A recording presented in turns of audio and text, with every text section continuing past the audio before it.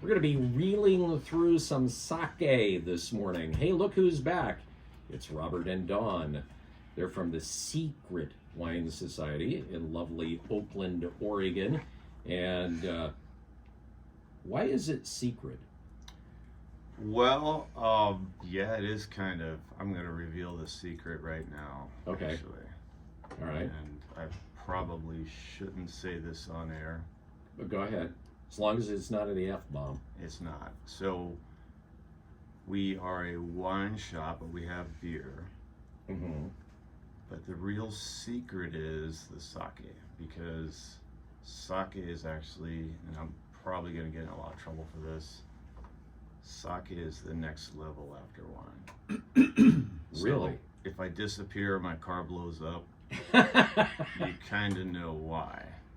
So is it the Yakuza that's going to come after you? Well, maybe some winemakers. Oh, okay. Because, yeah, this stuff is amazing. So, yeah, today we're going to Japan. We're going to talk sake, and we're going to do this for a while. Okay.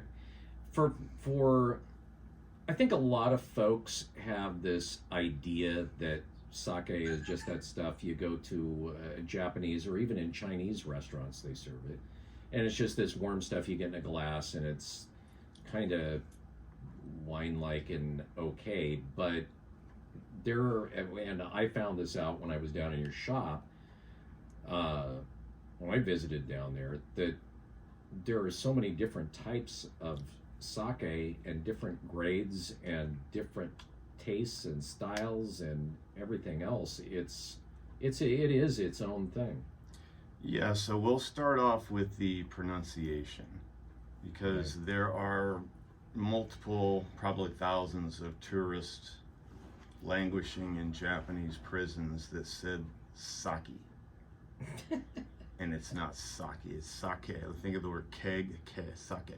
Sake. Sake. The other thing you need to know is if you actually go to Japan and you say, hey, I would like some sake, they're going to ask you, well, do you mean whiskey, beer, or what? Because that word in Japan actually just means alcohol. So if you go and say, I want some sake, they don't know what you mean. So you need to distinguish it. Over there, they call it Nihonshu, which basically is like the national alcohol of Japan. Now here, sake means sake. Mm-hmm. But over there, it has a broader meaning of just alcohol. So I mean, you could pound the bar and say, give me some alcohol. Mm-hmm. But you don't know what you're going to get. So, Nihonshu?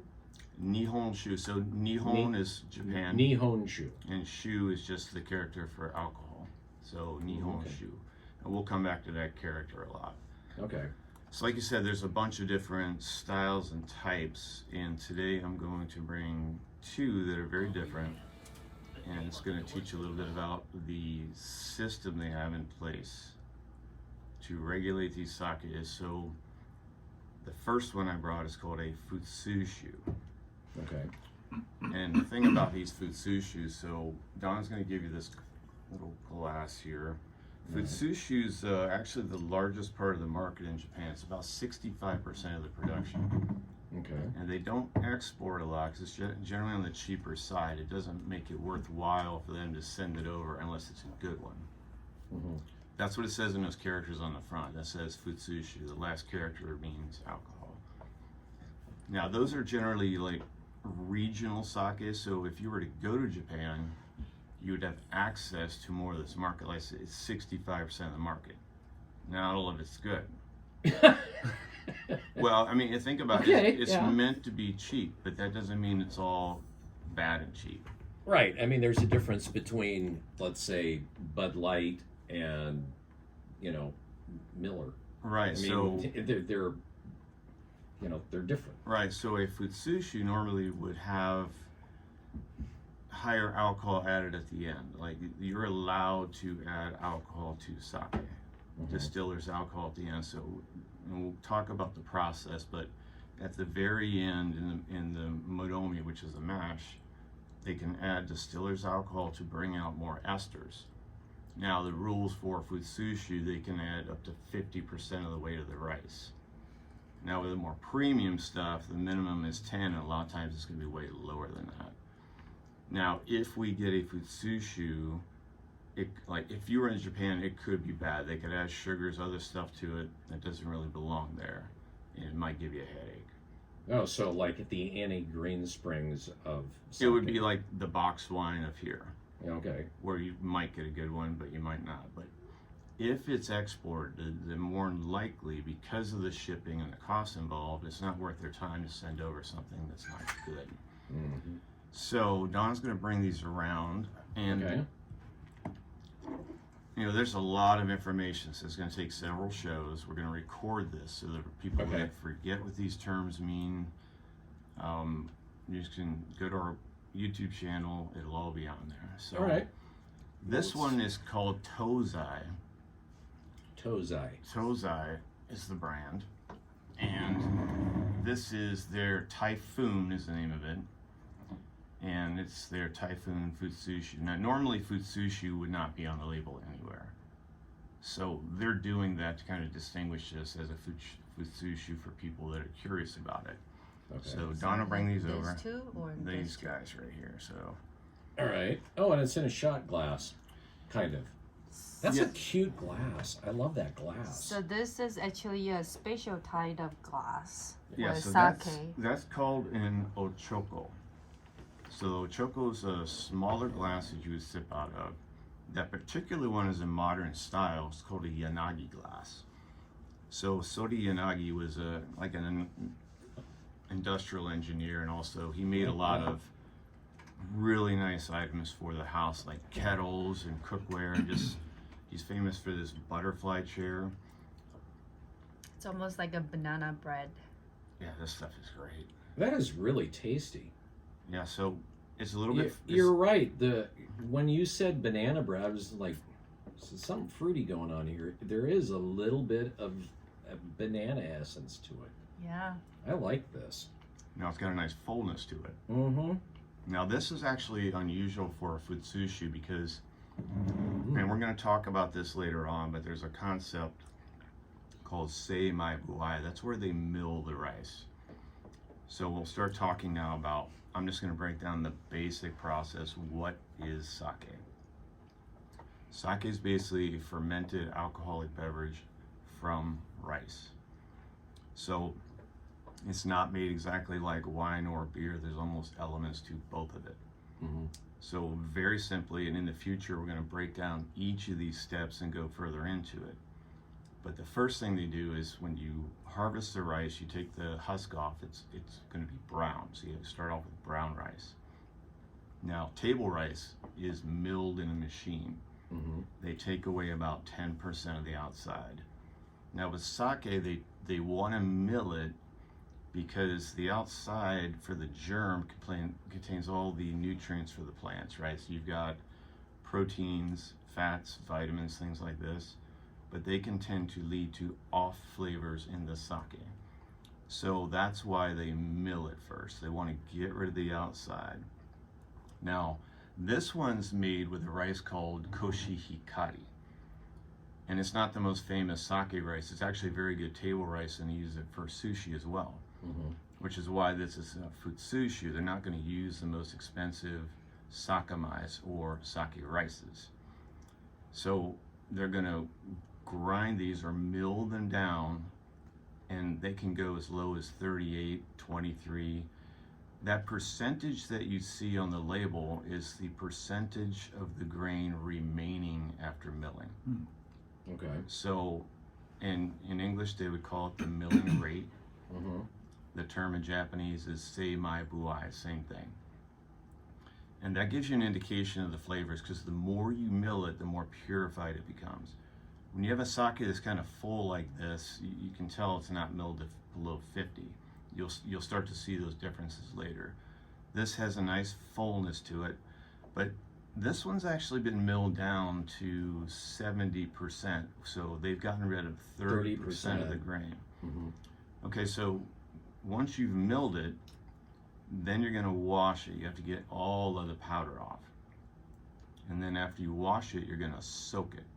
And the reason you soak it is you need to have a certain moisture content for the steps that are coming later. And the next step will be to steam it. Now they heat the rice up. They want the center to be a little bit softer, and they don't want too much water, so that's why they don't boil it. So we've milled the rice, and then we washed it, and then we soaked it, and then we steam it. So when they steam it, they're going to take a portion of that, and they're going to take it upstairs, and they're going to add a mold to it. It's koji mold. Now the reason they're doing this mold is because if you think about the beer making process, so you have barley, you can't just throw some yeast on it because it cannot break down the starch. So they malt it first. They want to get the barley to germinate, to develop the enzymes that will break down the starches. So then you can add the yeast. So the mold is just to kind of break it down. Well, so the mold, yeah, it's called Aspergillus oryzis, and basically it's a domesticated mold. It's actually the national mold of Japan. It's their pet They mold. have they have a national mold. It's called a kokin. Just like they have the national flowers of chrysanthemum, the fish is the koi, cherry tree.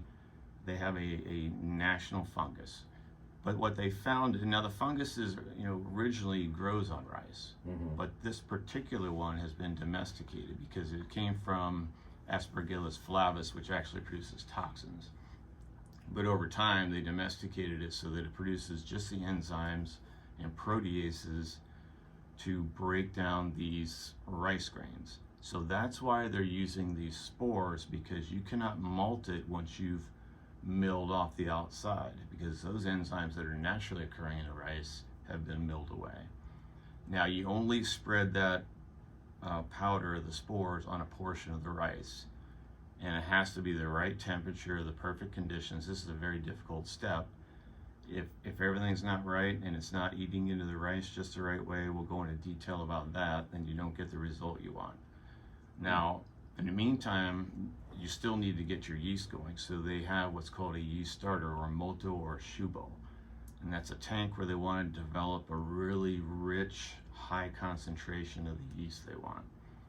And once they have that, then they add the rice upon which the koji has been grown.